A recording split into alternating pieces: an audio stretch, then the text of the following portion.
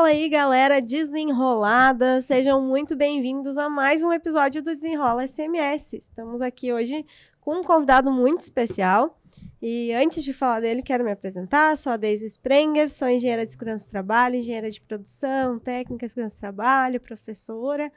E a gente, hoje, eu e o Yuri vai se apresentar também.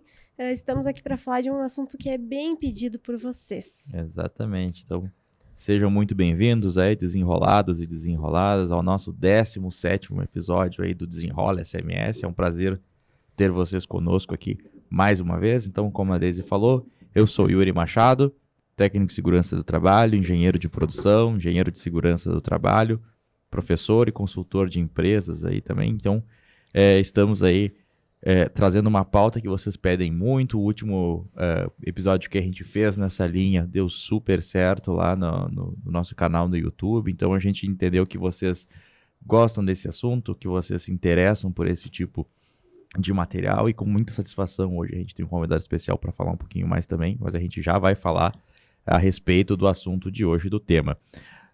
Antes disso, eu vou falar o nome aqui dos nossos apoiadores, que têm nos dado esse apoio nesse projeto. Então, nós temos aqui a Proseg, Consultoria de Segurança do Trabalho, a AS Gestão Jurídica Empresarial, a Rapel Urban, Soluções em Altura, a Rapex, Centro de Treinamento, a Ratep, Teste de Estanqueidade, a Marluvas, Equipamentos Profissionais. Estamos fazendo também aí a divulgação da Expo Proteção e da Expo Emergência, Então, reforçando que nós do Desenrola e com a MetaSafety estaremos lá na Expo Proteção em setembro, lá em São Paulo. E também da Revista Proteção, que é outro grande parceiro nosso que está nos acompanhando aqui nesse projeto. E vamos falar um pouquinho também a respeito aí do MetaSafety, que é esse nosso produto aqui da equipe do Desenrola, que a gente está ofertando para vocês. E a gente costuma agora trazer a nossa ferramenta de trabalho para deixar aqui exposto para vocês conhecerem e irem se habituando a essa nova ferramenta de trabalho. O pessoal às vezes pergunta, mas como é que vocês fazem? Para onde é que vocês mandam a gente? Que história é essa de metaverso? Então, essa aqui é a ferramenta. Então, quem quiser fazer o treinamento pode entrar lá no @MetaSafety, pode entrar no nosso site. Se for empresa, a gente manda o equipamento até as empresas, e se você quiser fazer o curso de forma individual, nós temos aí o nosso parceiro, que é a Studio Games, em 21 capitais do Brasil. Vocês podem se dirigir até esse posto, Deise? Isso aí. Serão muito bem-vindos nesse novo universo aí. Muito bem, e hoje o assunto a ser tratado aqui é bem pertinente. Afinal, os auditores fiscais do trabalho, os profissionais de SST, eles passam por muitos desafios, nas suas carreiras e tudo mais, e ninguém melhor, do que alguém que tem uma vivência de muitos anos na área para falar realmente sobre as práticas, de SSMA, de SST, como a gente fala, Saúde e Segurança do Trabalho, e, enfim, contar um pouco de como é no chão de fábrica, de como as coisas acontecem na vida real, digamos assim, E para falar com a gente, então, hoje, nós temos aqui um convidado que é engenheiro mecânico e de segurança do trabalho, mestre em segurança de processos e prevenção de perdas pela Universidade Sheffield, da Inglaterra, com larga experiência nacional e internacional em segurança e saúde no trabalho, representando por 2 décadas o Brasil em reuniões e comitês da OIT e nas Nações Unidas, em Genebra, na Suíça.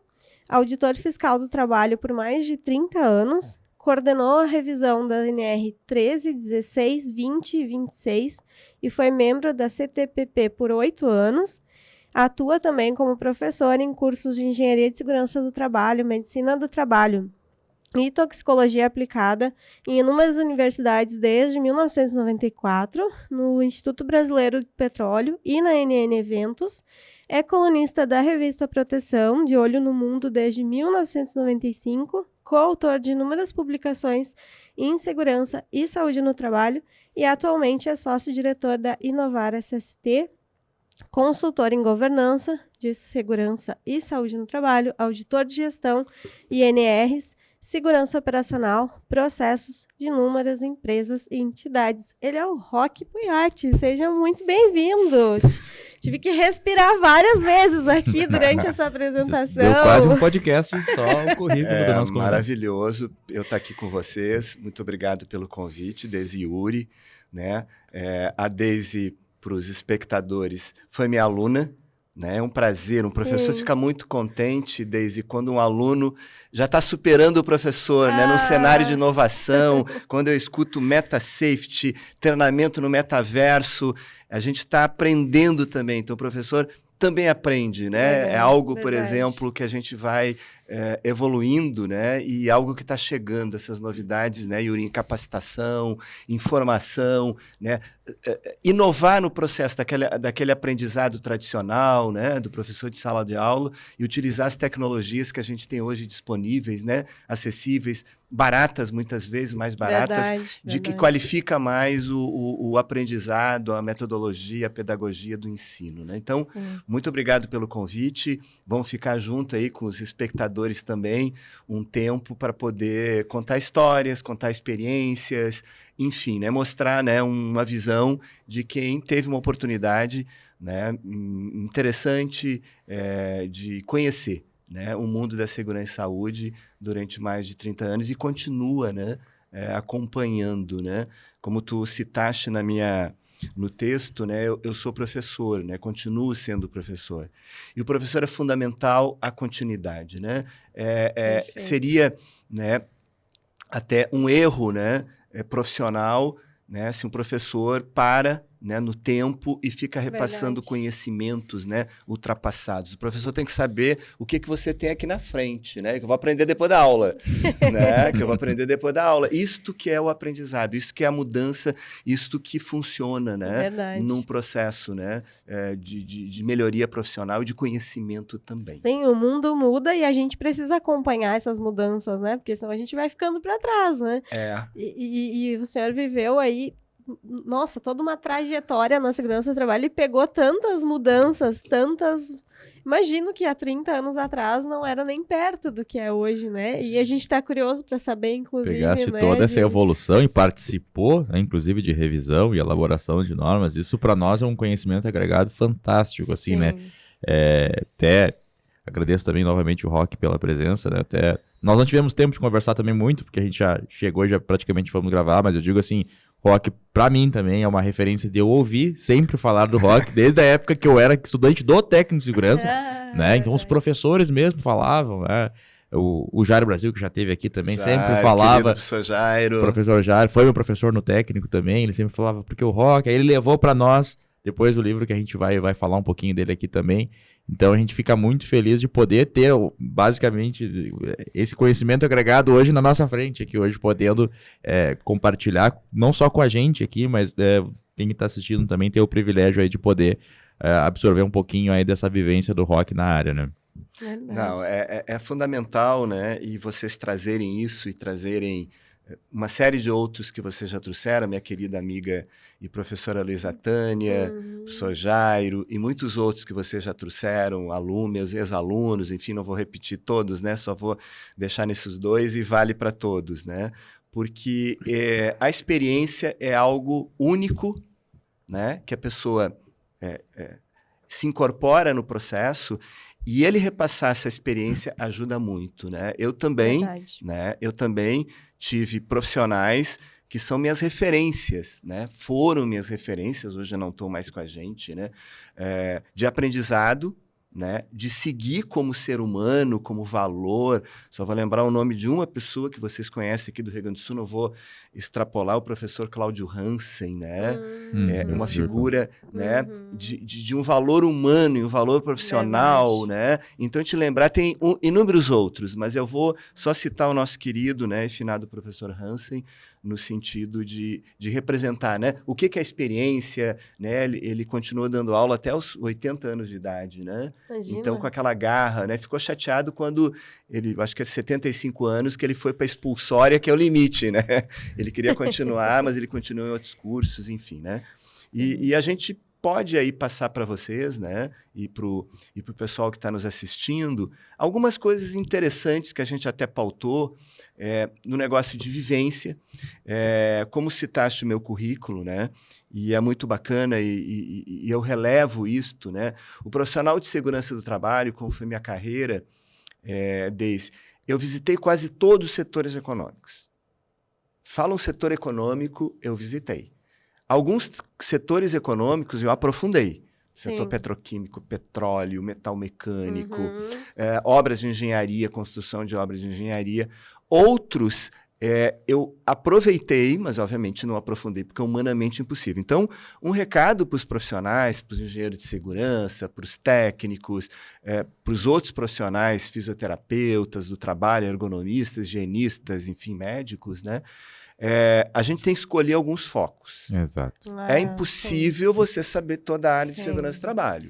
Você tem que escolher alguns focos. Eu lembro que alunos, né, eu me lembro nos anos 90, final dos anos 90, início dos anos 2000, nas turmas de engenharia de segurança, nós tínhamos, chegou a ter uma turma que mais de 70%, ao redor de 70% aproximadamente, dos alunos estavam fazendo engenharia de segurança para elaborar o PPCI. Que era o boom na época. Então, tem os movimentos. Quando o Yuri me pergunta, né, a área tem seus movimentos. E um profissional, né, da área de segurança tem que capturar, né? Quer dizer, esse momento... Verdade. O que está acontecendo agora? Aqui nessa mesa. Vocês estão trazendo, né, novas formas, utilizando tecnologia, utilizando instrumentos, né, diferenciados, que é nós falando aqui, né, o professor falando de sala de aula, para agregar valor, né, àquele conhecimento que ele está recebendo mais informações. Então, se eu tivesse que dar uma dica inicial dentro das perguntas, né, perpassem o maior número de setores econômicos do ponto de vista de conhecimento. Né? Não se fixem num só. Claro, tem profissionais que se dedicam mais para trabalho em altura, mas também espaço confinado, que vocês estão trabalhando também um treinamento no metaverso, ele tem conexão. Então, vamos trabalhar esse aspecto. Então, o trabalho em altura tem conexão com a NR1 do PGR, porque tem que saber, né? O inventário de riscos, da atividade, né? Inventário de fatores de risco ou perigos de trabalho em altura. Então, você começa, né? Às vezes, você precisa saber também um pouco de saúde, porque o trabalhador no trabalho em altura... E existe toda essa correlação, né? Acaba tendo que fazer essa avaliação também. E eu tenho uma coisa na minha carreira que eu diria assim, que eu considero bastante importante, é aprender com os teus colegas de áreas conexas. Sim. Eu sempre digo, eu aprendi a entrevistar trabalhadores quando eu fui nas inspeções, e hoje mesmo, consultor, entrevisto muito fazendo auditoria a trabalhadores, funcionários das empresas, com os médicos do trabalho. A vantagem da auditoria, que a gente era, né, e os auditores hoje continuam, né, engenheiros e médicos, né, hoje tem outros profissionais também de grande valor, né, mas historicamente naquele momento, então a gente saía com um colega médico, então a gente aprendia, e o médico, legal, né, tem outra visão. E o médico, já está acostumado, né, com essa questão de questionamento. Exatamente, o médico é fantástico, né, o paciente... Que legal. E o trabalhador também para ele, né? Ele começa e você fica escutando no começo. No começo eu só escutava como é que ele faz a pergunta, e depois você aprende e você usa esse aprendizado, né? Uma outra coisa que eu aprendi muito profissionalmente é investigar acidente. Depois a gente vai conversar, vamos conversar de investigação de acidente com os ergonomistas. Né? É mesmo? O ergonomista, ele consegue entender o trabalho prescrito, é aquele que tem no papel, né, que está escrito aqui no papel, o procedimento, e o trabalho real, aquele que realmente o trabalhador executa e com aquele que ele consegue fazer a atividade. Então, quando você investiga um acidente, você tem que entender o que era prescrito e o que ele fez, como é que funcionou, né? Então, esses aprendizados, né, só vou dar 2 exemplos, né, para os alunos de engenharia de segurança ou para os profissionais de técnico de segurança, profissionais que militam na área, né? Quanto é importante esse colega do lado, o aprendizado com ele e a troca, né? E aí o aprendizado também de 2 mãos, né? Então, a área de segurança, e saúde no trabalho, ela tem essa dimensão, né? Você vai fazer um treinamento para trabalhar à altura, mas um profissional de medicina também é importante, porque ele vai colocar coisas, né? Olha, Verdade. esse aspecto aqui, ele vai ficar preso a determinada altura e a circulação, né, vai impactar. Então, esses aspectos, né, no processo. É uma área multidisciplinar mesmo, né, que a gente acaba tendo que fazer em conjunto essa análise, e a melhor forma possível é a gente ouvir as diferentes vertentes dessa nossa área, né, porque realmente a gente fazer algo único e estritamente com o nosso conhecimento vai nos restringir a uma série de soluções que talvez existem soluções melhores até que as áreas correlatadas ali vão conseguir nos direcionar melhor, né? Essa tua visão, assim, muito legal da parte de entrevista, né? Pro médico, não havia olhado com esses olhos ainda, é bem interessante. E olha como isso é bom, assim, no sentido de hoje a gente ter acesso a tanta tecnologia, enfim, e a gente tá aqui numa rede social e tudo mais, da gente poder levar isso para as pessoas sem elas terem vivido isso, né? Sem elas precisarem vivenciar essa sempre isso, foi uma né? das nossas preocupações, né, Roque? Então, quando eu e a Deise, a gente decidiu elaborar esse projeto, justamente porque a gente sentiu um gap entre tô formado e agora, eu não tenho a vivência diária e ninguém conseguia nos dizer como é que era depois do portão da empresa. E a gente tentou, falou, não, vamos tentar atuar nesse caminho aqui para mostrar para o pessoal.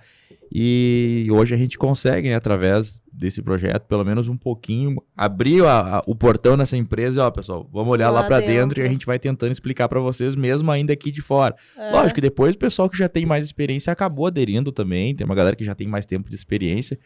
Mas e o quanto é importante também hoje, eu tinha muita dificuldade, às vezes, quando tinha algum termo, alguma coisa de dentro de empresa, estamos falando na época que eu fiz o curso de, sei lá, 13, 14 anos atrás.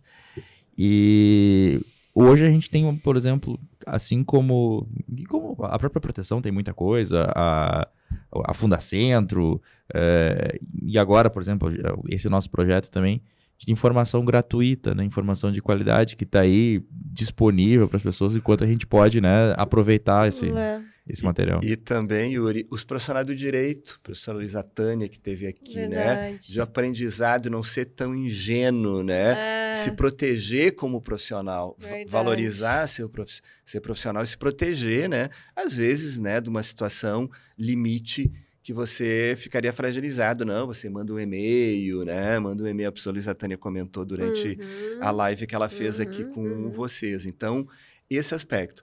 Historicamente, eu não vou começar lá nos anos 50, né?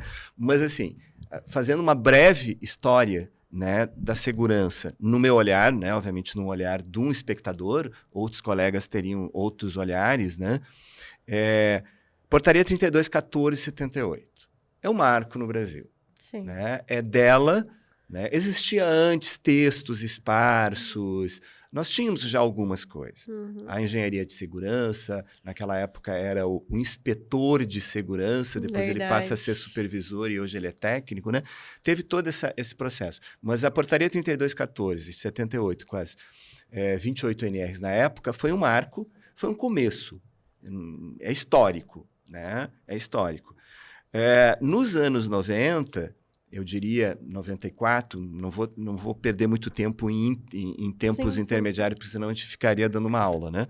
Mas os programas, o PPRA e o PCMSO, né? Do ponto de vista, obviamente, antes disso tem a Inspeção do Trabalho, em 83, tem a Fundacentro, que vocês citaram, tem SESI, tem uma série de entidades, né, profissionais também, né, que foram importantes. Mas do ponto de vista mais seguindo o legalismo do processo, né, regulatório em segurança e saúde. O PPRA e o PCMSO, eles foram marcos, né, do processo. Gerações e gerações de profissionais abriram sua empresa, abriram sua clínica e começaram, né, a ofertar às empresas serviços que não existiam antes. Talvez alguns espectadores, né, da nossa live aqui, né, não saibam, né, mas nos anos 70 e começo dos anos 80, não era um ASO, era um atestado, né? Atesto para os devidos fins que o Uri está apto para o trabalho. PT saudações, né? Era isso. Então, você tem, apesar de críticas, enfim, não vamos entrar nesse contexto, mas você tem um atestado. A cada ano, normalmente, o trabalhador vai a um médico.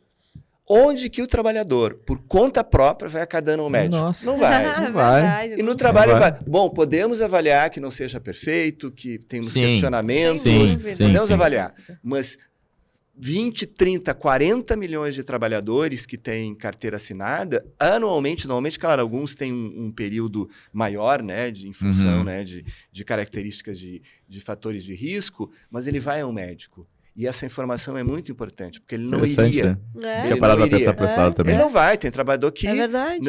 para cuidar da sua saúde, 4, 5 anos quando adoece. E no trabalho tem. Ele é obrigado aí. Ele é obrigado aí. Não, Não tem. Então, é verdade. pode-se ter, né, ser um pouco crítico com a eficácia desse processo, etc., mas não há que negar, né, que você tem um mecanismo de controle, né, diríamos, né, por uma realidade que nós temos, né, de país, né, e que você não teria um outro, né, no modelo de saúde brasileiro.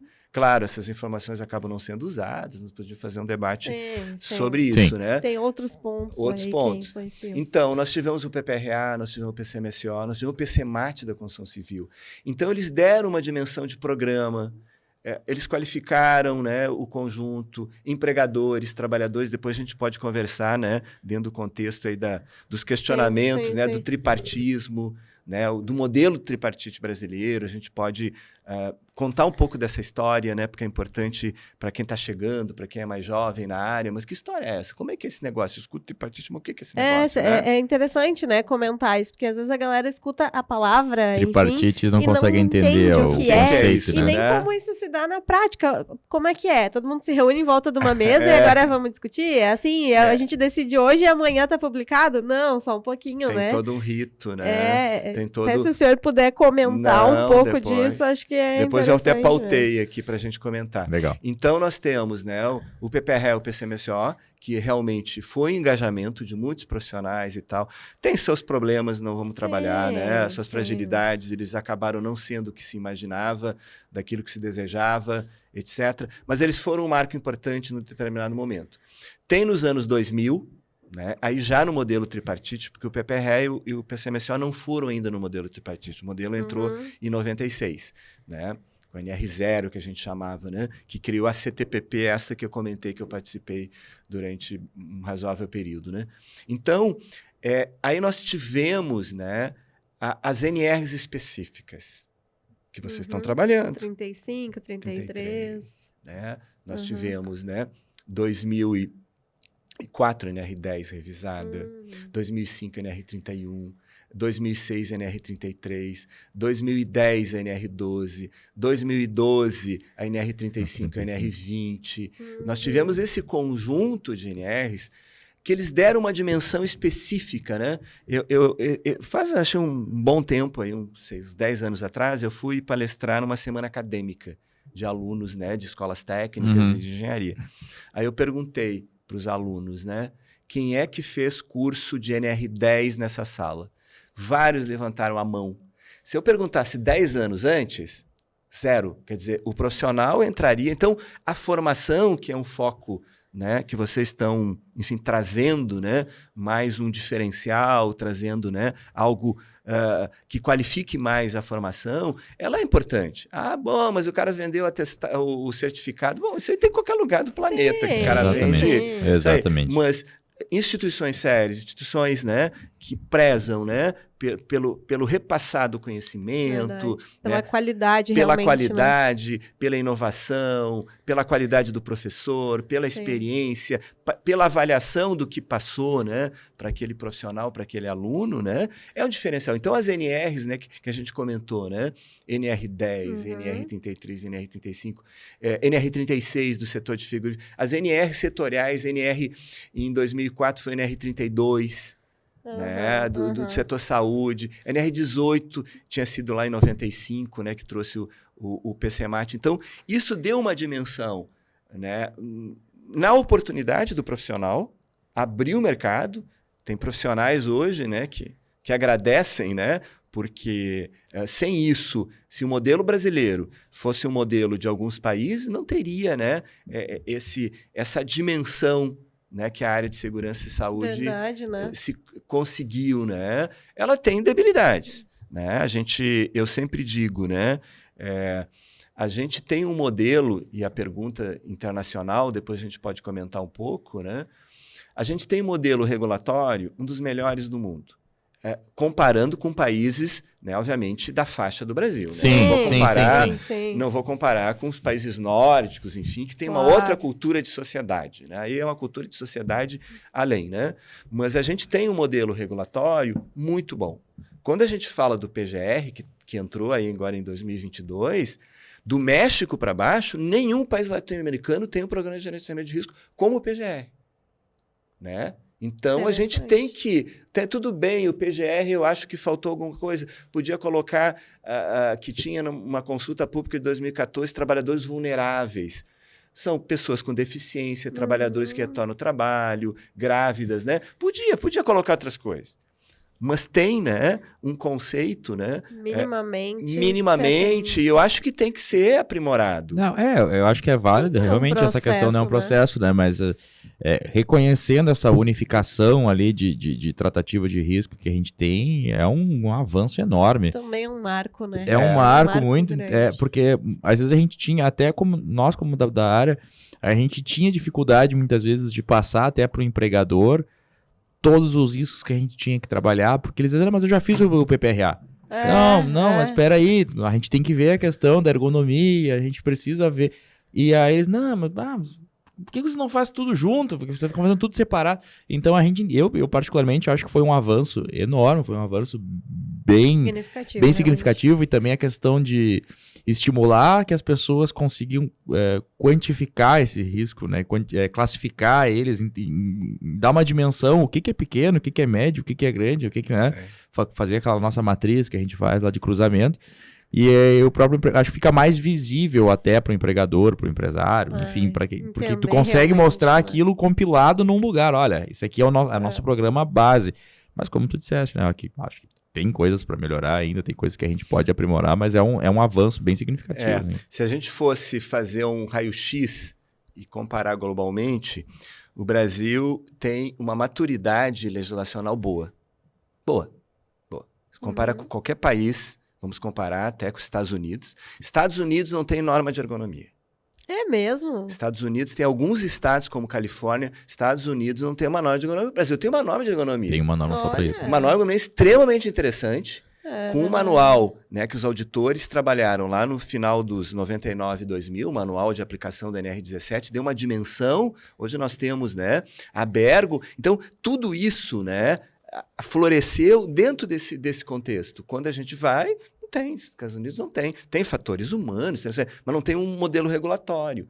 Então, o modelo regulatório brasileiro, com todas as imperfeições que a gente queira avaliar, ele é um modelo interessante. O que falta no Brasil é aderência. É o modelo regulatório ser visualizado e implementado no chão de fábrica, no dia a dia. Então, a gente não tem uma aderência, fica muito no papel. Exato. Mas aí, onde que o senhor acha que mora o problema, a raiz desse problema? Assim, é falta de entendimento? Multifatorial. Aí é multifatorial. Aí a gente conseguiu, né, montar uma estrutura extremamente interessante, né, regulatória, né, uma estrutura que toda NR tem um manual. Né? A gente falou isso até no último episódio aqui. A galera às vezes nem sabe que tem, mas... Tem um manual, praticamente todas. A NR36 tem um manual que explica. Né? Eu me lembro que eu trabalhei em Brasília e o pessoal ligava toda hora para dúvida. Depois dos manuais, quase ninguém liga. Tudo bem, tem uma dúvida, às vezes uma dúvida mais complexa, jurídica e tal, né? Mas então teve um avanço. Agora, como transformar isso é o grande desafio. É o grande desafio transformar o modelo regulatório num país muito diverso, num país de altos e baixos políticos, econômicos, num país de relações de trabalho, né, capital-trabalho, ainda, né, num estágio diríamos, muito aquém de um país capitalista mesmo, né? A nossa relação capital-trabalho ainda... As diferentes culturas, né? A A dimensão dimensão continental. continental. Então, é um país difícil. É inadmissível hoje, né? Quando a gente escuta, né? Trabalho escravo no Brasil. Sim. Como Análogo cresceu, a escravo, né? É impressionante, assim, como cresceu nos últimos períodos, assim, essa... Então, os modelos de terceirização... Então, a gente podia até ter uma live, né, desse contexto. Mas, assim, só te respondendo. É multifatorial, varia, às vezes, de estado para estado, de setor econômico para setor econômico.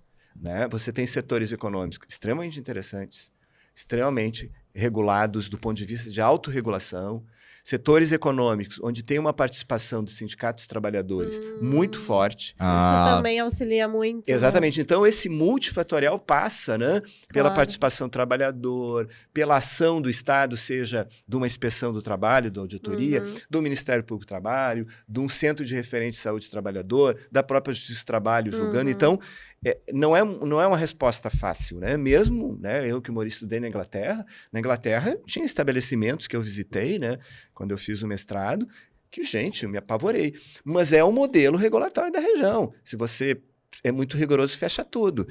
Eu fiz um trabalho... você fecha tudo. Eu sempre dizia, e sempre, né, eu relatava. Se você seguir rigorosamente... Eu fiz um trabalho... Né? Como eu comentei com vocês, eu procurei fazer a minha carreira o mais dinâmica possível. Então, eu auditei indústria química, petroquímica, petróleo, siderúrgico, setores econômicos, grandes obras, né? Não vou dar nome, mas grande obra de estrada, estádio de futebol. Então, parque eólico, auditei 5, 7 anos, termoelétrica durante 3, 4 anos. E eu procurei auditar num aprendizado, né, que tinha uma evolução e que a empresa também visse essa evolução na ação da auditoria. Né? Como o avanço, tem os limites, obviamente, né, desse processo. Eu fiz retornando, então, eu fiz um trabalho de pequena e microempresa. Né? Foram vários anos. Nossa, é difícil isso, né? É um trabalho difícil, foi um trabalho que eu, junto com o movimento sindical metalúrgico, junto com o movimento empresarial da região, fiz trabalho com galvânicas, com fundição. Foi um aprendizado maravilhoso, pessoal, profissional, e ajudando, né, a entender, porque fazer gestão em empresas de maior porte, de maneira não é tão complexa. Agora, vai fazer gestão em empresa que o cara que eu entrevistei trabalha, donos, né, pequenos empresários, né, eu já entrevistei, ele era padrinho de filhos de 3, 4 funcionários, é uma relação familiar, quase não é uma relação capital-trabalho, né? Porque ele também é um explorado, de certa forma, nas cadeias, né? Sim. Porque ele não tem barganha nenhuma, esse pequeno empresário no mercado. Vou aumentar o preço. O cara disse, não aumenta. Agora, os grandes das grandes cadeias, ele aumenta e pronto, né? Sim, então, ele tem essa questão, entender as dificuldades. E aquilo que eu disse, se fosse para fechar, a gente fechava todas as pequenas microempresas. E o Brasil tem um problema, Yuri. A gente não tem um projeto de segurança e saúde para a pequena empresa. A gente teve espasmos, né? Coisas, né, que avançaram e se perderam, eu acompanhei vários, mas nunca teve um projeto, como tem a Inglaterra, com o HSE, o Health and Safety Executive, o próprio Estados Unidos, OSHA e NIOSH, que tem uma série de regramentos, nem vou falar dos nórdicos, né? Nem vou falar desse povo aí, né? De capacidade, né? Então, a gente não tem um projeto, né? Uma grande é diferente. Não que a lei é diferente, mas a forma, né? Como você trabalha, como você dá incentivo para ele, né? Por exemplo, uma empresa de cadeia produtiva é a empresa mais fácil de fazer, porque a cadeia produtiva cobra dele. Empresa que vende coisa na esquina, né? Produtos de menor valor. Gente, no final do dia é para pagar o que sobrou e sobrou os trabalhadores. Né? Construção civil, tem alguns programas, mas assim, não uma coisa estruturada. Me mostram vários cases no Brasil. Sim. Vai ser difícil. Posso mostrar um case assim, outro case assim. Então, falta uma política nacional de segurança e saúde para a microempresa. Tem experiências internacionais interessantes, vai levar décadas, mas é um aspecto importante. Mas é legal o senhor trazer isso, É. porque é essa visão de que o auditor, né, vai lá para castigar a empresa. Mal, aquele cara mal. Né? Uhum. Já vê aquele monstrinho assim chegando na porta.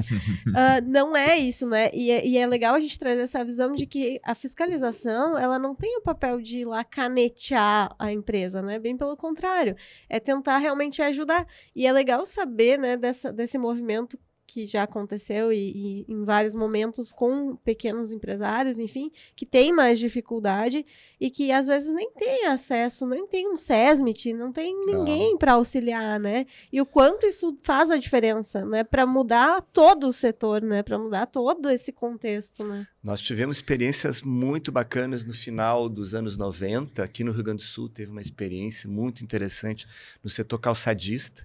Grandes empresas, né, junto a seus ateliês, estruturaram um serviço para a pequena empresa. Foi uma experiência maravilhosa, depois ela se descontinuou por questões econômicas. Então tiveram em São Paulo, no Rio, tiveram muita experiência com participação dos trabalhadores, no momento sindical também, estando presente, contribuindo, né? Porque a pequena empresa também tem um problema do empresariado, porque pequena empresa não é voto em grandes federações, eles não têm voto, não participam, não têm nem condição. E o movimento sindical também, né, uma crítica solidária, diríamos, ao movimento sindical, ele não tem políticas, porque os dirigentes sindicais geralmente são de grandes empresas. É verdade. Se vocês olharem, por quê? Porque é difícil, né, se formar uma liderança numa pequena empresa, porque geralmente são lideranças, né? Então acaba o movimento sindical tendo dificuldade, teve experiências, né? Centrais sindicais já fizeram algumas experiências com relação a isso, né? Mas é um aspecto. Então a área de segurança e saúde tem essa dimensão, né? E a auditoria também. A auditoria tem que ter a dimensão do mundo do trabalho. Claro. Né? Que é aquilo que você comentou, né? Você tem, né? Então agora eu vou mostrar alguns, Fique à vontade. alguns livrinhos aqui, né? Estamos curiosos para saber. Por exemplo, esse aqui ó, é uma publicação da Superintendência Regional do Trabalho, do Grupo dos Auditores, de experiências de embargo e interdição. Quando a situação é limite, você como profissional, você como cidadão, como homem, né, do Estado, né, fazendo um papel, né, de proteção, você não tem, né, você tem que parar aquele negócio. Isso é um ponto interessante, né, Roque? Eu achei bem legal a forma que tu colocaste, que se eu entrar numa empresa pequena e média e fosse realmente ser criterioso a tal ponto de seguir ipsis literis o que está na norma, eu fechava, né, eu interditava, né, várias. E aí tu usaste uma expressão que eu achei interessante ali. Qual é o limite? Né, qual é o limite onde eu realmente digo assim, não, aqui não vai ter jeito. Aqui a gente vai ter que, né, interditar a empresa, enfim, embargar a obra, interditar um setor, uma máquina, né? Quando que é a hora de Quando parar, que é a hora, né? porque passa até por uma questão política, social, inclusive, né? Porque, enfim, gera todo esse conflito, muitas vezes até de embates, creio eu, né? Sem dúvida. Então, eu acho que é interessante tu explicar pra gente, assim, como é que é essa visão, né? Qual é o ponto? Qual é o momento de inflexão ali pra dizer, não, agora... Bacana também a tua observação, que envolve judiciário, às vezes advogados, envolve, né, juízes, que a empresa entra... Mas é um limite, né, do que mata e o que mutila. Claro, a saúde tem também. O trabalhador pode estar numa situação que ele está contaminado, né, que não é uma situação grave e iminente, mas ele está contaminando e ele vai adoecer imediatamente depois. Ou ele já está contaminado. Aí você tem que tomar uma medida mais dura. Na realidade, o embargo, né, que é de obra, embargo é de obra para quem não está familiarizado, interdição é de uma máquina, de um equipamento, de um estabelecimento, de um setor de trabalho, né? Ele é um limite que você olha, se eu sair daqui, o cara pode perder o braço, só um pouquinho. Então, alguma coisa vai ter que ser feita, né? Obviamente, às vezes, você dá um recado, você faz uma interdição de algumas situações limites e outra você diz, vamos ter que começar a fazer, né? Você começar uma outra dimensão. E a grande, diríamos, frustração, talvez uma das frustrações, que a gente observa a empresa deixar essa situação. Tem empresa que tem profissional que já avisou, a coisa tá ruim, né? Luísa Tânia falou, tem que avisar, né? Tem que mandar uma mensagem para a Luísa Tânia, mandar um e-mail, a situação, fazer um relatório. E ela arrisca, né? Só que, às vezes, o risco pode ser uma interdição, um embargo, que vai custar 10, 20, vai parar a fábrica durante 1 mês, 2 meses, né? Ou o setor, e o prejuízo vai ser... Então, a gente sempre trabalhava com essa lógica, especialmente com advogados, que as empresas, advogados trabalhistas, empresariais, que as empresas escutam muito, né? O jurídico empresarial. Vocês têm que fazer um trabalho, né, antecipatório. Quando uma grande empresa compra, né, uma outra grande empresa, ela faz o que a gente chama de due diligence, diligência devida. Vai lá, escaneia tudo, né? Financeiro, como é que tá as máquinas, como é que tá tudo. E por que você não pode fazer numa empresa? Vamos avaliar todas as situações críticas. O que a gente tem de segurança e saúde que está crítico? Contrata alguém para fazer esse diagnóstico. Na Europa, isso é muito comum. Por que na Europa é mais comum? No Brasil, a auditoria. Porque na Europa, quem responde é o dono. Na Inglaterra, tem o crime corporativo. Não é no Brasil, que é meio difuso, né? Se difuso, acaba sobrando até para o técnico de segurança por dinheiro. É o dono, é o CEO, ele que responde. Que foi o caso de Brumadinho no Brasil, que é uma exceção. Brumadinho que respondeu foi o CEO. Né? Ele foi até hoje respondendo, teve que sair da empresa, do evento de Brumadinho e outros. Né? Tem um na Europa, né, por dar uma experiência europeia que eu conheço bem, tive muito contato, responde o CEO. Então, ele vai se proteger. Ele vai contratar o Yuri e a Daisy, me faça uma auditoria para mim. Mas eu tenho meu engenheiro de segurança. Eu tenho um colega, Luiz Alves Dias, né? Até escreveu agora na revista Proteção um artigo, né? E ele viveu a carreira dele fazendo essa auditoria, mas ele não era contratado pelo SESMIT, ele era contratado pelo CEO. Me faz um estudo e me entrega. Como é que está a situação do ponto de vista de alguém que é um crítico e ele vai avaliar. Então, no Brasil, a gente não tem muito essa cultura, né? E acaba depois acontecendo, né, uma interdição, um embargo, e aí essa conta, né, ela decuplica. No Brasil ainda a gente tem essa cultura, principalmente por alguns empregadores, alguns CEOs, enfim. Tu disseste, me faz um relatório, me faz uma análise técnica e me fala. A gente ainda tem a cultura de não mexe nisso aí, porque... deixa quieto. Não deixa aparecer isso aí, porque senão alguém vai ver isso aí. Não mexe. Ainda a gente tem essa cultura de, né, melhor não mexer no problema, não encarar o problema. E penso eu que a gente ainda tem muito a evoluir, principalmente eu acho que o PGR... vai ajudar bastante, assim, tem ajudado bastante para que isso fique um pouco mais claro, assim, fique um pouco mais aberto para todo mundo, né? Eu vejo que essa mudança, né, de responsabilidade, ela aconteceu muito com a Lei Kiss, né? Também. Me parece, assim, que o foco da responsabilidade voltou um pouco mais para o empresário, né, para o dono da empresa, enfim, que antes também era uma coisa bem difusa, assim, os bombeiros são um pouco responsáveis, o cara que assinou é um pouquinho responsável, o dono é um pouquinho... Era um negócio meio difuso, agora me parece que está um pouco mais direcionado nessa linha, assim, né? E o empresário, CEO, o diretor, ele tem que olhar para a segurança, né, com essa leitura, né, com essa leitura, né, de prevenção. Como é que está a minha empresa? Porque a segurança permeia por todos os processos dentro de uma empresa, né? Ele deveria ser o primeiro. Ele deveria ser o primeiro a se preocupar com isso, né? Porque todo o processo dentro da empresa, tu vai envolver a questão de segurança do trabalho. Como que não? Você parar isso? Não, isso é um campo à parte. E a gente fica muito naquela cultura da insalubridade, da periculosidade, esperando uma reclamatória trabalhista de um acidente. E aí, né? Aí a reclamatória é 1,5 milhão. O que é 1,5 milhão? Mas só um pouquinho, né? Alguma coisa está errada, né? No processo que chegou 1,5 milhão, 1 milhão, etc. Né? Então, uma outra coisa que eu queria comentar, e também, assim, a gente tem que ter cuidado com as ondas. Não é com a onda do mar, né? A onda do mar é maravilhosa. Mas com as ondas, diríamos, técnico e, às vezes, comerciais. Então, agora, todo mundo é ESG. ESG. Não é nem Flamengo, nem Corinthians. Eu sou ESG, não é PSG, é ESG. Né? Todo mundo virou moda. Gente, o que tem de gente que domina ESG... Impressionante. Impressionante, né? Em um mês apareceu um monte de gente aí dominando esse dominando ESG. E o grande e a coisa triste desse processo, que é uma coisa bacana o ESG.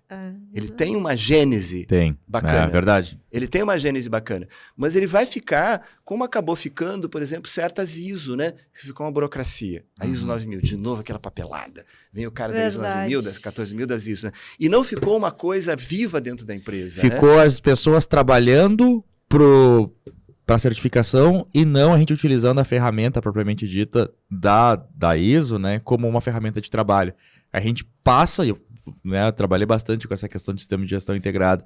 Muitas vezes as pessoas estão passando, alimentando um sistema, porque aquele sistema é o que dá a certificação, ao invés que o sistema tem toda uma ferramenta por trás para te servir como um plano de trabalho. Um PDCA. Olha como a qualidade, né, tem elementos importantes. Tá? Tem elemento importante. Um elemento importante, por exemplo, evidência. É verdade. Qualidade, um conceito de qualidade é evidência. Eu preciso ter evidência. Eu não acho. Eu acho que é insalubre. Não. Você acha? É ou não é? Qual é os elementos de convicção? Primeiro ponto. Segundo ponto, abrangência. Segurança e saúde. A gente não tem essa cultura, nem as NRs. Quando acontece um acidente no setor, eu tinha que pegar como engenheiro, como técnico, como profissional, ergonomista, sei lá o quê. Vamos fazer uma abrangência e não tem outro. Tem algumas empresas que tem, mas não é a cultura geral. Vamos fazer uma abrangência onde pode acontecer. Qualidade tem... Quem já trabalhou em qualidade faz qualquer curso simples. Qualquer professor vai ensinar. Você faz um plano de ação, implementação e avalia a eficácia. Segurança e saúde a gente não faz isso, não tem essa cultura. Verdade. Então, esses aprendizados, né? E voltando a ESG, né? Voltando a ESG, eu tenho assistido algumas lives, né? Eu tenho estudado até, né? Algumas coisas, governança e tal, né? Nas empresas. Tenho feito umas análises, enfim, alguns debates orientados a algumas empresas, né? Certos profissionais, Yuri, que nunca entraram numa fábrica. E vem me falar de como fazer gestão no ambiente de trabalho. Tem que entender o ambiente de trabalho. Exato. Eu sempre digo para os alunos, o primeiro mês numa empresa é aprender como é que é a cultura da empresa, como é que ela funciona. É, isso aí. Sabe, tem gente que chega no 10º dia, já tá, não, tira isso aqui, organiza isso aqui. Mas isso aqui foi construído, certo ou errado, foi construído. Para o primeiro mês fazendo o diagnóstico. Como é que a empresa funciona? Como é que é o diretor? Como é que as pessoas pensam nessa empresa? Na né? segurança do trabalho. Por que te chamaram? Te chamaram para fazer o quê? Então, entender esse processo. Chega na empresa, aprende. Porque toda empresa também é um aprendizado. Como auditor, eu aprendi muito. Indo em empresas, toda a gente aprende, né? Conhecer processos novos, interagir, discutir conceitos, né? Até técnicos, né? Com os profissionais das empresas. Então, aprender. Pega o primeiro, segundo mês, faz um diagnóstico. Aprende. Como é que eu entrei numa empresa, fui contratado, passou por toda aquela burocracia da minha admissão, agora eu vou fazer um diagnóstico para mim. Como é que ela funciona? Como é que ela trabalha? Como é que é a relação com os trabalhadores? É uma relação tranquila ou uma relação tensa? Uma relação tensa vai ser difícil o trabalhador aderir, porque ele vai ter sempre um enfrentamento. O que os trabalhadores demandam mais? Como é que é a resposta da gestão? É uma resposta, vamos sentar na mesa e avaliar, ou uma resposta sempre de enfrentamento? Vamos bater, vamos bater. Como é que funciona essa dinâmica dessa empresa, né? E a gente vai depois descendo para os fatores de risco, como é que são as medidas e tal, né? Então, eu me preocupo muito um pouco com o ESG, que as pessoas que estão falando não conhecem o mundo do trabalho. Uhum.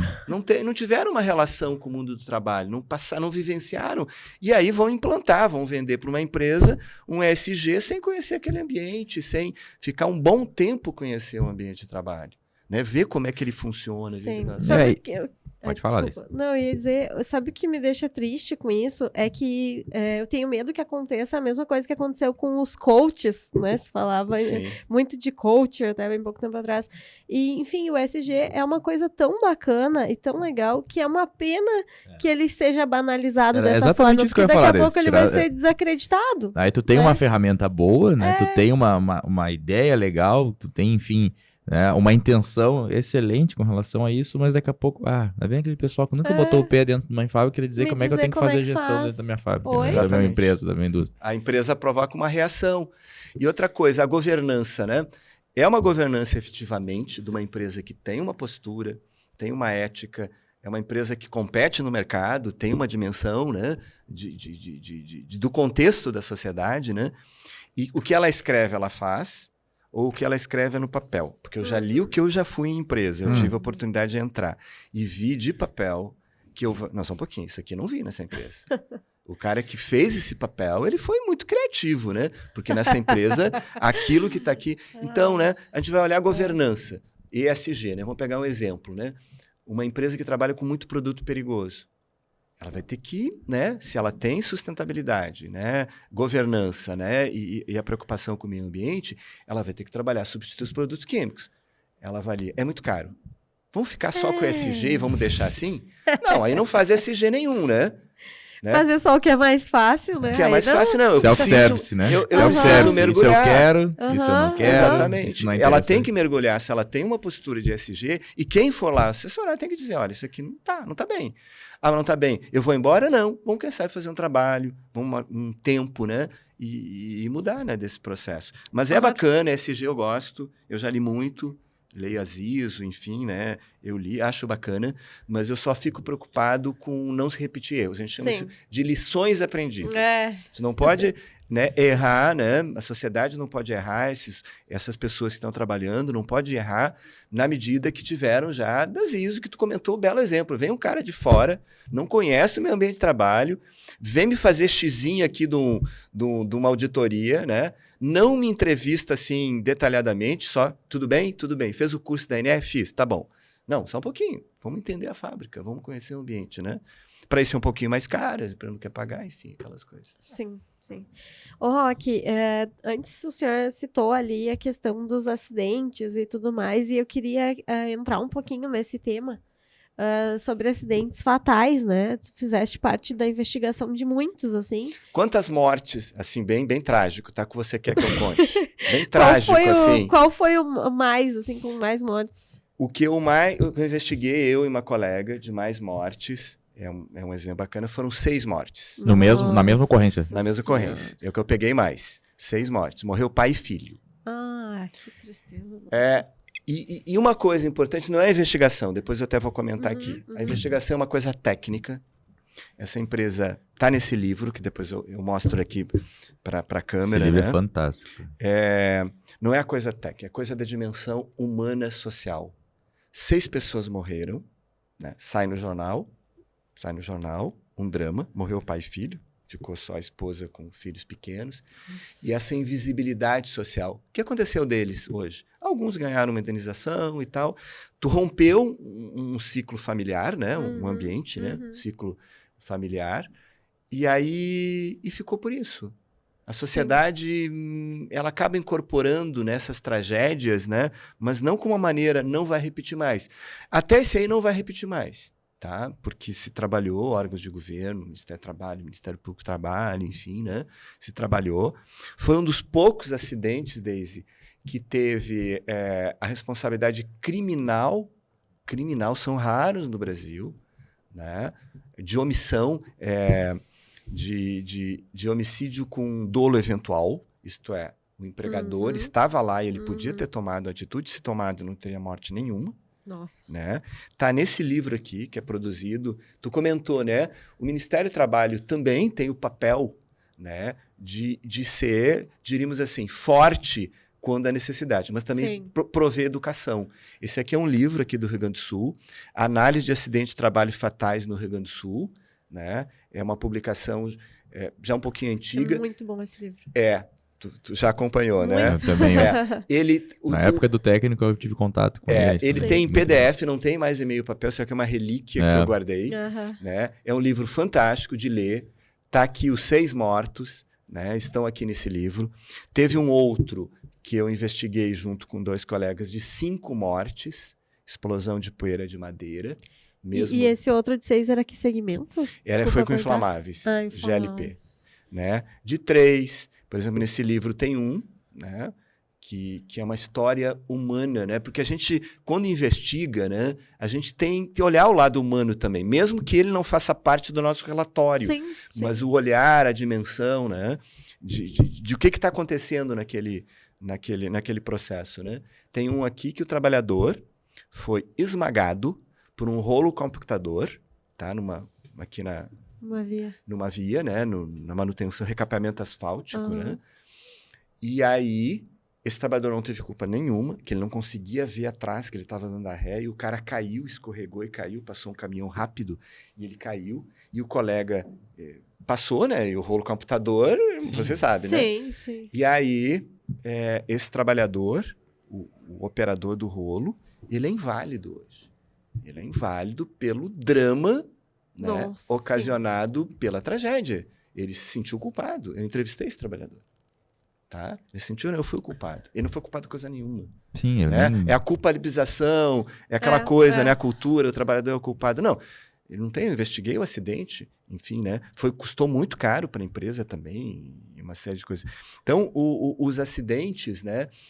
O que a gente tem que fazer? É o aprendizado. É isso aqui é livro. Na Europa, se publica, na Inglaterra, eu aprendi quando estudei lá, eu comprava isso aqui, não era gratuito, a gente comprava. Tenho na minha casa N acidentes importantes, não é qualquer acidente, né? Que são publicados, publicizados. No Brasil tem um pouquinho de medo, e os auditores aqui do Rio Grande do Sul publicaram. É uma leitura obrigatória. O meu talvez seja o que tem mais mortes, o que eu investiguei, 6 mortes. Tem outros com 3, 4 mortes, tem da indústria da construção, eletricidade. Eu lembro que teve um que me marcou muito quando eu li o livro, que era, a gente falou, né, de algumas situações que realmente são do dia a dia, que são... E eu lembro que tinha de um trabalhador que foi, até me gravou bastante a descrição, que foi satisfazer as suas necessidades fisiológicas, né, embaixo de uma cremalheira de resíduo, de entulho.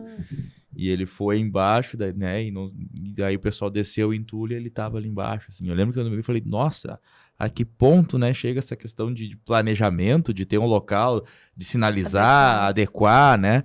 E eu lembro que eu estava no curso que ele me chocou bastante. Eu falei, nossa, talvez era algo, e eu como estudante na época, eu nunca teria pensado nisso, né? Então o importante, tu citaste algumas vezes aqui, Roque, lições aprendidas. Isso é fundamental. A sociedade que não aprende com o seu passado, ela vai continuar não aprendendo. A sociedade brasileira, do ponto de vista sociológico, ela tem dificuldade de aprendizados, ela esquece, a gente diz que o Brasil esquece. Mas eu chego, por exemplo, né, eu trabalhei muitos anos e trabalho hoje na questão de indústria petroquímica, com parada de manutenção e tal. E toda vez que eu via um lixoduto, um negócio, eu tinha uma atenção com aquilo, eu falava, cara, pra onde é que vai isso? Como é que vai? O local embaixo isola e faz o isolamento e sinaliza. Lição aprendida. Eu nem tava lá, eu não tinha a menor noção, nunca aconteceu comigo, mas na época que eu fiz o técnico e li o livro, aquilo me marcou de um jeito que foi uma das coisas que eu levei comigo. Assim, não, isso aqui não... Porque realmente passa despercebido algumas coisas, né? E quando a gente não conhece, quem melhor do que nos dizer como seguir do que, né, enfim, essas situações que já aconteceram, né? Pra gente não deixar repetir. Eu tenho uma empresa que eu presto consultoria, não é no Rio Grande do Sul, é fora do Rio Grande do Sul, uma multinacional norueguesa.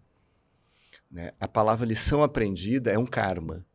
Todo acidente é uma lição aprendida, ela vai ser discutida, ela vai ser avaliada e vai fazer uma abrangência, né, para onde a gente possa ter. Acidentes acontecem, acontecerão, errar é humano, é da sociedade, né, do ser humano. Não é isso, mas o aprendizado de qualquer situação, de qualquer incidente, ele tem que ser referência para uma empresa que quer ser uma empresa diferenciada, que quer ter um bom produto no mercado, né, uma imagem na sociedade perante os seus, né, um prazer do trabalhador, né, tá nessa empresa, de um CEO dessa empresa, de um diretor dizendo, a minha empresa, né, ela tem, né, uma política, mas não é uma política do papel, uma política no mundo real, de transformação, de melhoria contínua. Né? O ESG é para isso. A gente espera que ele seja, né, um impulsor desse processo. Só que tem que ter um pouco de cuidado, né, que a gente já comentou aqui, né, para não virar, né, mais do mesmo. Né? Então, não virar algo completamente teórico. Mas né? É legal também de dizer que esse aprendizado com acidentes, assim, principalmente, ele pode acontecer no nível micro, ele deve acontecer dentro da empresa. A gente não precisa olhar só para fora, né? Claro que os aprendizados...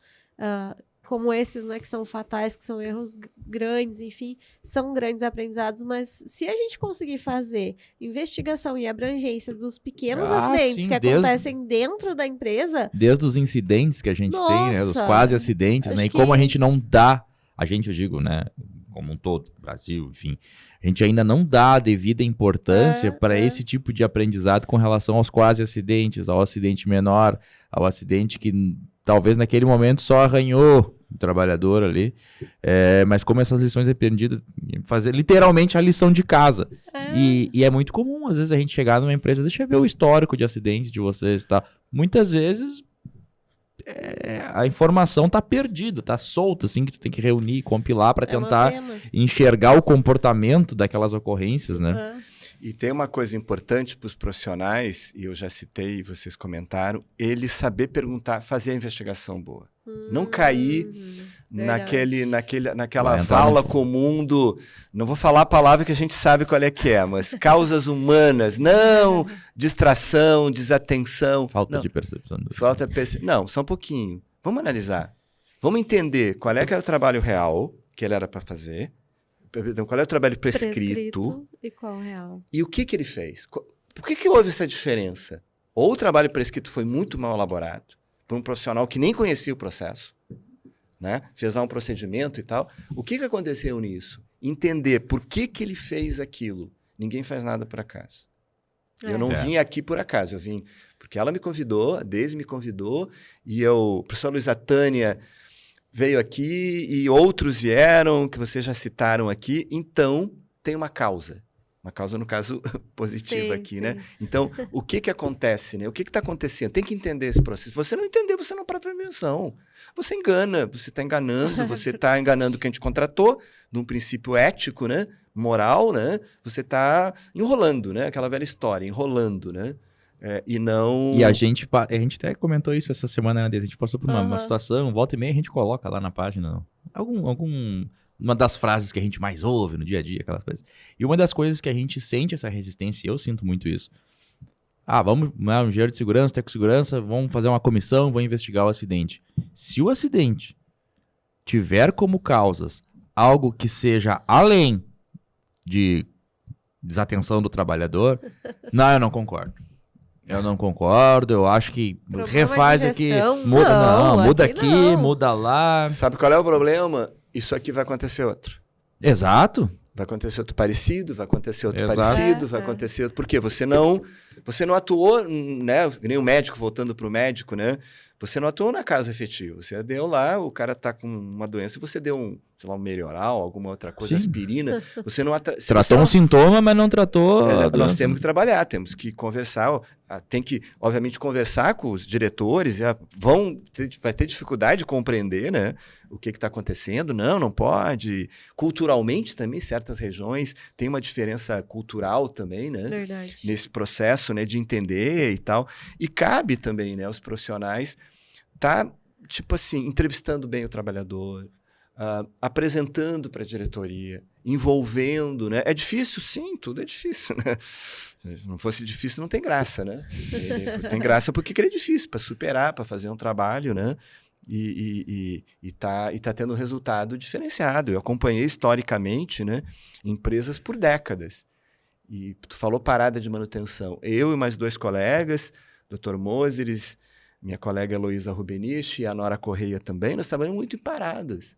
Foi uma grande transformação, né, que a gente fez de trabalho, né, de auditor, de verificação, mas de compreensão como você entra no processo. Né? É Você um universo aquilo lá. É um né? universo. Eu peguei parada de 5.500, 6.000 trabalhadores ao mesmo tempo, no mesmo espaço, a gente trabalhando.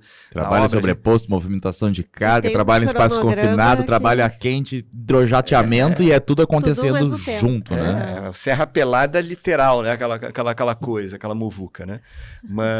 Mas é muito bacana, porque o aprendizado, lição aprendida, e a gente, quando fazia, a gente envolvia a empresa, chamava o sindicato para reunião também, porque eu acho que sindicatos, porque ali tem vários sindicatos, né? A gente fazia o debate, fazia a ação e depois a gente fechava. Passou um tempo, o que vocês viram, o que nós vimos? Porque eu sempre digo, eu trabalhei muito em parada de manutenção, então eu ajudo essa multinacional norueguesa em parada de manutenção. Eles chamam overhaul, o nome, enfim, que eles usam, né? Que é o seguinte, uma parada de manutenção começa quando... Né? A próxima parada de manutenção já começou na parada que nós estamos fazendo agora. Sim. Uhum. Se eu não tiver essa leitura, né? Não, agora terminou a parada, não vamos planejar. Tá tudo errado. Quando está andando essa parada que eu estou fazendo, parou tudo aquilo ali. Para mim é um grande aprendizado. Eu já estou planejando a prova. Isso aqui não deu certo aqui. Tu já começa a ter essas respostas, né? Não, ninguém está filmando aquela atividade ali para a gente avaliar a ergonomia, para a próxima parada a gente botar uma ferramenta e tal. Pensar naquele processo, né? Aí eu vou esperar a próxima parada daqui a 2, 3, 4 anos. Gente, isso é gestão. Isso é profissional de gestão. Porque dentro dessa lógica de parada, cada 5 anos aquela unidade vai parar. Então, assim, a gente tem todo esse tempo já para nessa aqui já ter as lições aprendidas do que a gente precisa melhorar para a próxima. Olha, nos anos 90, final dos anos 90, a gente iniciou esse projeto, esses colegas, né, com apoio da chefia da época, né, a doutora Maria, né, que era a nossa chefe na época, sempre apoiou. A gente começou esse projeto, as empresas planejavam parada 45 dias antes, 60 dias antes. Hoje você prepara a parada 1 ano antes, né? Uhum. Era a segurança do trabalho, agora vão contratar pessoal. Isso não é só no Rio Grande do Sul, é um outros locais que eu acompanhei. Hoje é uma leitura diferente. Então, tudo ajudou, né? Tudo ajudou. O grande problema que a gente tem em parada, a gente escreveu um livro até, né? Nós não temos um livro, assim, nós temos experiências, que é a minha, a gente escreveu um artigo na revista Proteção, né? Mas assim, tem pouco material. Geralmente é o saber, porque eu sempre falo com os engenheiros de manutenção. Você aprendeu na faculdade parada de manutenção? O professor falou uma aula. Quando muito. Quando muito. O professor falou lá que tinha parada e tal. Você aprendeu como é que... Né? Aprendi lá o PERT CPM, aquelas coisas, né? De fazer. Mas você não mergulhou, né? O professor não mergulhou. Quando muito viu um project lá, como é que funciona o Primavera, alguma coisa assim. E quem nunca pisou numa indústria que faz parada, dificilmente vai ter noção do que é, na verdade. Você aprende, né? Então você não tem na academia isso. Não tem. Você aprende na experiência dos que já passaram, nas lições aprendidas, na leitura de um órgão de Estado, né? No caso o Ministério foi lá e fez um projeto, enfim, interesse, enfim, né? Mas é exatamente isso. E a segurança tem a dinâmica, né? Ela se autoaprende, né? Ela consegue gerar conhecimento, que é a parada de manutenção. Tu não tem... Eu pergunto para os alunos, vocês aprenderam no curso de engenharia? Nem no curso de engenharia de segurança a gente fala pouco. Não. É pouquíssimo. Tec segurança e tal, né? A gente comenta alguma coisa, eu já mostrei em aula isso aqui de uma parada e tal. Mas assim, né? Porque muita gente vai trabalhar em parada de manutenção. Bom, tem a área, não precisa ser só engenheiro de segurança, pode ser engenheiro de planejamento, engenheiro de mecânico, engenheiro. Não, tem tudo ali, né? Engenheiro mecânico, né? Nesse sentido. Muito bom, muito bom. Nós já estamos nos encaminhando para o final. Eu tenho aqui umas anotações. Então, vamos lá. Eu queria que a gente ainda abordasse esses tópicos aí, né? É importante. Pessoal, a gente planejou aqui, tá tudo, nós seguimos aqui o script, e aí foi me perguntado, né, como elaborar, revisar uma norma. O tripartite, né, é um fundamento da Organização Internacional do Trabalho. Desde lá dos anos 20 do século passado, ela é formada por governo, trabalhadores e empregadores. É o único órgão das Nações Unidas que trabalhador tem assento. Tem assento e tem voz. Ele pode ter assento. Olha que interessante. É o único órgão da ONU que o trabalhador tem assento, tem poder de barganha, tem, enfim, tá? Enfim, não é uma maravilha também essa organização, porque envolve, né, uma série de outros aspectos. Mas é o único... E esse modelo... Né? Ele é um modelo que gerou as convenções. A professora Lisa Tânia é expert em convenções da OIT. Né? E aí evoluíram, né, convenções da Inspeção do Trabalho, que é 81. E o Brasil é um país que ratificou muito essas convenções. Por isso que eu disse, o Brasil ele tem maturidade, uma boa maturidade, mas não tem aderência. Verdade. Aquilo não... Tem lei, mas ela não é cumprida. É aquela velha história, né? Ele não consegue, a sociedade brasileira, fazer essa colagem, né? Cola disso com isso aqui. Tá? Então, as convenções, o Brasil ele tem um número de convenções similar a uma Suécia, uma Noruega. O Brasil ratificou muitas convenções, né? Eu não vou citar aqui mineração ratificada pelo Brasil, construção civil, acidentes maiores, acidentes ampliados, um monte de convenções. As principais nós temos ratificada, né? O Brasil é um país. E dentro desse modelo, aí é uma história um pouco mais longa, nos anos 90, né, com a redemocratização do país, enfim, o movimento sindical começou a ser mais ativo, começou a fazer convenções, e aí se entendeu, a história é meio longa, né? Da oportunidade de construir norma de forma tripartite.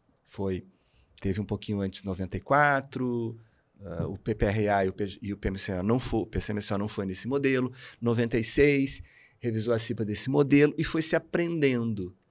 É um modelo que não é tipo assim, né? A prova, né, de falhas. Ele tem fragilidades.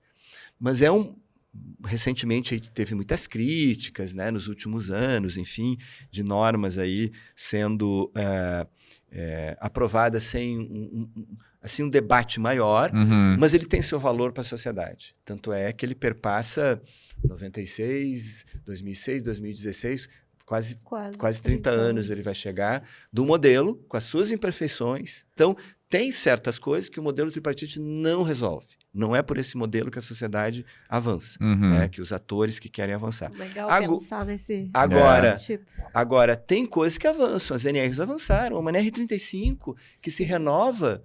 Quanta coisa se avançou, quanta gente trabalha com a NR35, vocês? Sim, é um exemplo aqui que trabalham formando, qualificando, capacitando, né?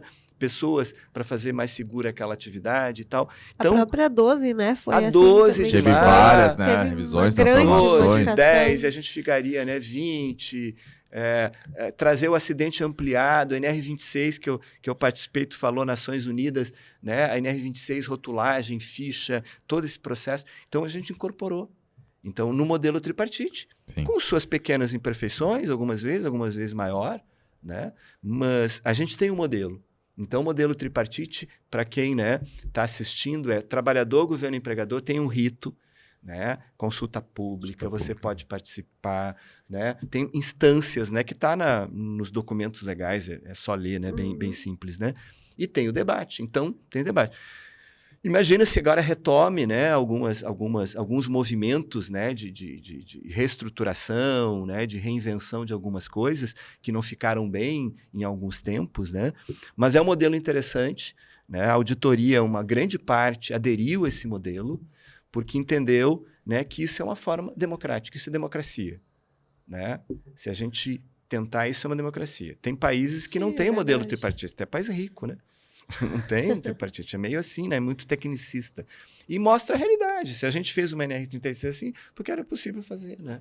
De governo, trabalhador, envolve Ministério do Trabalho, Fundacentro, Ministério da Previdência, Ministério da Saúde, né? E você tem essa... Então, do modelo tripartite. Legal. Uma outra coisa que a gente viu é o que é ser colunista da revista Proteção. Né? Isso aí, conta pra gente. É o mais antigo colunista da Proteção. Eu sou o velhinho dos colunistas já. A história foi o seguinte, vocês falaram do nosso querido Alexandre Guzmão, né, diretor da revista. É uma história muito bacana, né? A revista Proteção. Fora do eixo Rio-São Paulo, sobreviver fora do eixo Rio-São Paulo. As revistas, né, eram mais de São Paulo até, nem do eixo Rio-São Paulo. E ela sobrevive com apoio. E é uma referência, né? Até hoje, assim. É uma referência técnica, de qualidade. A gente até pede, né? A revista sempre pede a Daniela, que é a chefe de redação, Roque, fala pro pessoal mandar uns artigos, mas um artigo assim com, né, procura botar uma qualidade, não copiar, né, fazer um artigo que a gente publica, tem um conselho editorial, a gente dá uma olhada, né, e colabora, né. Então, em 95, quando eu venho da Inglaterra, eu fui conversar na revista para escrever um artigo do exterior, conversei com o Alexandre Guzmão e escrevi o artigo, né? Está lá na revista. E conversando com ele não tinha uma coluna internacional naquela época. Era só colunas locais, assim, brasileiras e tal. E a gente foi conversando e quer escrever uma coluna de coisas fora do Brasil, como eu tinha estudado, né? E a gente começou, lembrando que em 95, 96 não tinha internet, a internet era... Eu comprava algumas revistas internacionais, né? E aí eu tinha que ler, em inglês normalmente, né?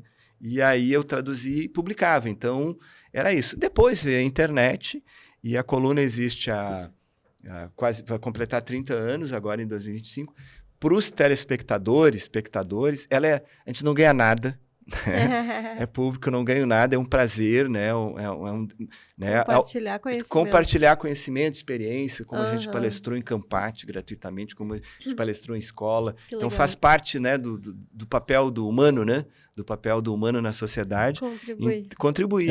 Eu vejo justamente como isso, assim, uma forma de tu entregar para a sociedade, né? aqui pouquinho um da pouquinho vivência daquilo da que tua tu tem, vivência e né? daquilo que a gente teve, eu sempre digo, assim, que eu me considero uma pessoa privilegiada, assim, né, por ter conseguido estudar, por ter conseguido alcançar meus objetivos pessoais, profissionais, enfim, eu sinto que eu devo isso, sabe, pra sociedade, de entregar conhecimento, isso, né? de fazer projetos que envolvem, a docência também tem muito disso, né? Sim, sim. Aqui, deixa eu lhe fazer uma pergunta que não tá no script aqui. Fala.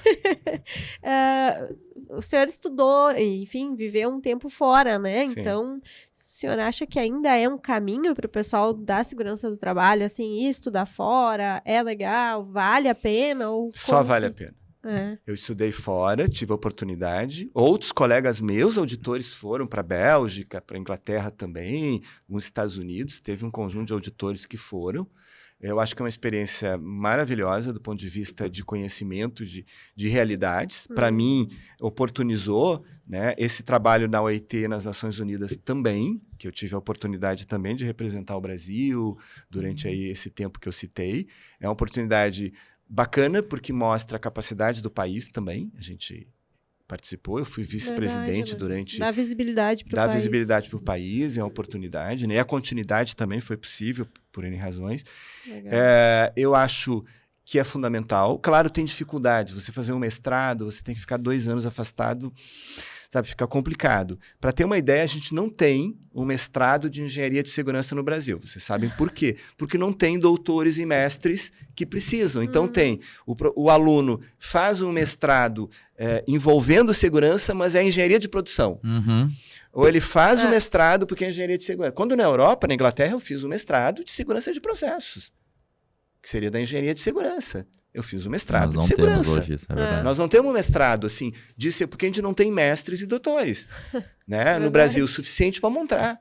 Nós temos curso, pós-graduação, MBA e tal, a gente tem, mas não tem um mestrado nem um doutorado. Ergonomia a gente já tem, porque ergonomia muitos professores foram estudar, né, na França, na Inglaterra e outros países, lá nos países nórdicos, Estados Unidos, e conseguiu ter uma massa de mestrado e doutorado. A URGS, né, é uma que tem, né, mestrados, doutorados, porque tem profissionais que conseguiram. Então, eu aconselho, né, e para um recado final, né, para essa bela desse bate-papo aqui com vocês, de troca de experiência, enfim, de passar aí para o pessoal, né, um pouco da história, da segurança, dos movimentos, né, e da importância da área para a sociedade e para o profissional também, né? Quantos milhares de pessoas, direto e indireto, né, a segurança emprega, seja sendo técnico, engenheiro, médico, ergonomista e tal, e de retaguarda, professores, pessoal que está produzindo lá um olhar para ancoragem, produzindo, né, materiais para treinamento. Quanto essa dimensão, né? Fonoaudiólogos fazendo, né, audiometrias, exames de controle biológico e assim por diante, né?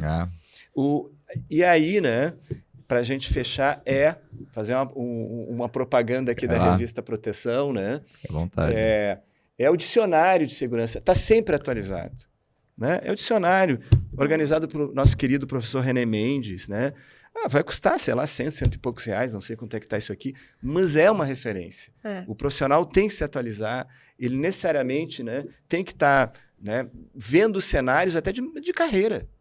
Aquilo que eu disse para vocês. Vou abrir uma empresa da NR12 hoje, vai ser meio difícil hoje, né, numa região como... Já vai ter muita gente. Você vai ter que ter um diferencial totalmente, né, fora do contexto. Agora, tem coisas que estão. SG está vindo, a NR35 lá agora com escadas. Anexo de escadas, né? Escadas. Sim, vou estudar isso aqui, vou pegar a norma europeia de escadas, vou pegar não sei o quê. As ondas, né, como o senhor havia dito lá no início, assim, aproveitar a onda que está no momento. Assim, E para fechar, deve estar para os nossos queridos aí que estão nos acompanhando, né? Vão nos acompanhar também vendo essa live aqui com vocês, é o concurso para o Ministério do Trabalho. Isso, legal. O pessoal pesquisa bastante, né? questiona bastante a gente também com relação o concurso do Ministério do Trabalho, né, o número de auditores se aposentou muita gente, a área de segurança e saúde está muito fragilizada, não tem perna do que já nós éramos em um número no Rio Grande do Sul, ao redor de uns 50 só de segurança, eram médicos, engenheiros e técnicos, né? Tinha o agente de higiene, que era o técnico, né? 60.